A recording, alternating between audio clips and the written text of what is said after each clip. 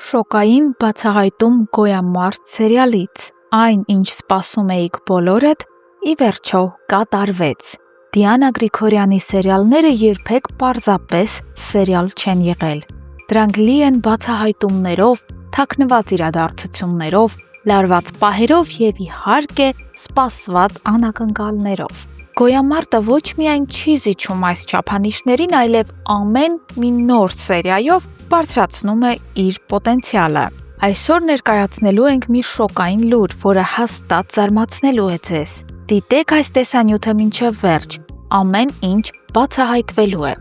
Սյուժեն արդեն թևակողում է իր բուռն փուլը։ Վլադիմիրը 3 որբերի եղբայրը շուտով վերադառնում է Հայաստան։ Նրա նպատակն է մասնակցել մենամարտին և հաղթել, բայց այստեղ թաքնված է ճակատագրական մի զուգադիպություն։ Վլադիմիրը պատրաստվում է մենամարտել իր իսկ հարազատ եղբոր դեմ, բայց ոչ մեկը, ոչ նա, ոչ եղբայրը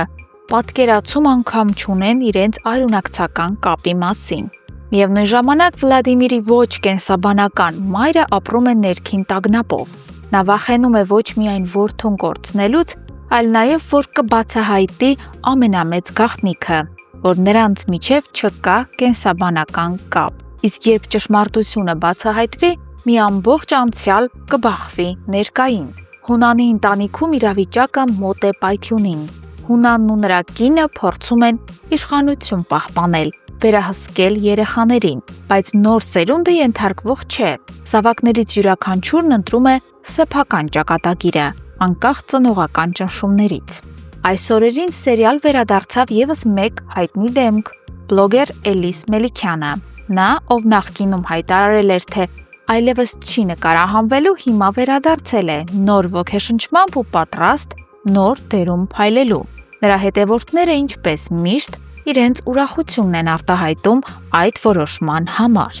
Բայց եկեք հասնենք ամենասպասված լուրին։ Դա է հարցը, որ կախված էր օդում սերիալի առաջին օրից։ Կդառնա արդյոք Ռոզա Դավթյանը Գոյամարտ սերիալի մաս։ Պատասխանը՝ այո։ Ռոզան, ով փայլեց Վերջին զանգ սերիալում, վերադառնում է, այս անգամ ևս գլխավոր հերոսուհու կերպարում։ Բայց հարցը չի ավարտվում այստեղ։ Հիմա բացառիկ ձևով բացահայտում ենք նաև, թե ում հետ է լինելու նրա զույգը։ Պատասխանն այսպիսին է.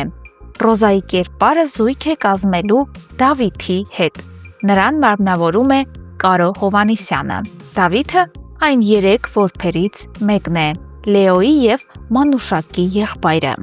Այսպիսով նոր սեր է ծագում հին վերքերի ու դրամաների մեջ։ Իսկ դուք սպասում էիք նման շրջադարձի։